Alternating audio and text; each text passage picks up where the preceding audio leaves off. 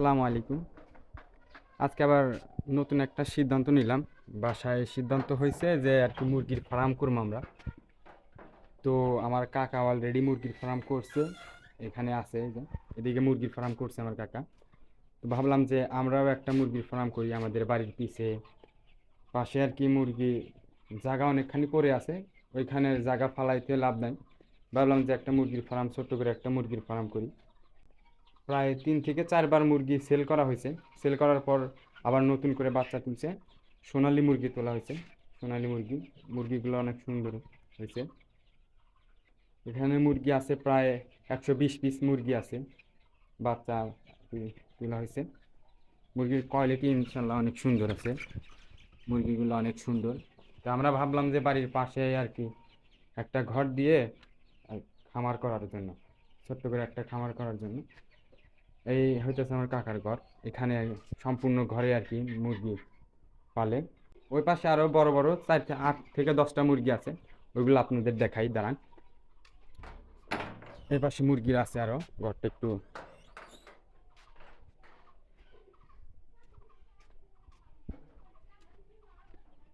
মানে গরু আছে তার। এই হইতেছে মুরগি, এখানে এখানে আরো বড় বড় 4 থেকে 5টা আছে। এই যে হইতেছে 8টা, এইগুলা দুই পাশে এই যে এখানে আছে বড় বড় গুলা। এগুলা হইতেছে প্রায় 90 দিন হয়ে গেছে এগুলা, 90 দিন আগের মুরগি এগুলা। তো আমাদের এই পাশে কি এই যে এটা হইতেছে 2 মাস হয়েছে এটা। এইগুলা 2 মাস হয়েছে আর এইগুলা 3 মাস, 3 মাস হয়েছে মোরগ। 12টা ছিল, সেল করছে। আর বড়গুলা এইগুলা ছিল 12টা, এই মোরগ এইগুলা ছিল 12টা। 12টা সেল করা হয়েছে, 8টা সেল করা হয়েছে। আর 4টা আছে, আর এইগুলো আছে হলো 3টা, এইখানে আছে 3টা। তো আমরা ভাবলাম যে ছোট্ট করে একটা খামার তৈরি করি, যাতে বাড়িতে যেহেতু বসেই থাকে এই কারণে চাইলাম ছোট করে একটা খামার তৈরি করি, যাতে কিছু করতে পারি। যে বাড়ির এই পাশে সম্পূর্ণ জায়গা খালি করে আছে, তো ভাবছি যে এইখানে ছোট্ট করে একটা খামার তৈরি করবো। এইখানে ছোট্ট করে একটা খামার তৈরি করতে চাইতেছি। 24 টিনের একটা ঘর এখানে তুলতে চাইতেছি। বাঁশটা সব কিছু রেডি করা হয়ে গেছে, বাঁশ আনা হয়েছে, বাঁশটা সব কিছু ওকে।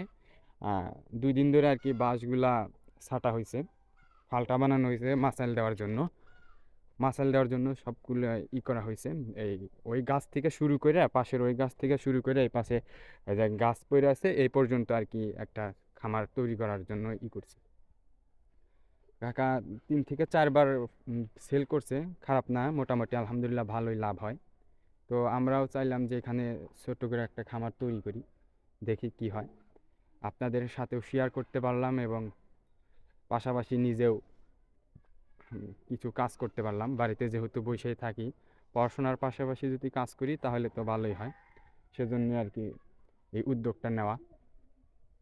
তো উদ্যোগটা নেওয়া কেমন হয়েছে, যদি ভালো হয় তাহলে অবশ্যই আপনারা কমেন্টে জানাবেন। যদি উদ্যোগটা নেওয়া ভালো হয় তাহলে অবশ্যই আপনারা কমেন্টে জানাবেন।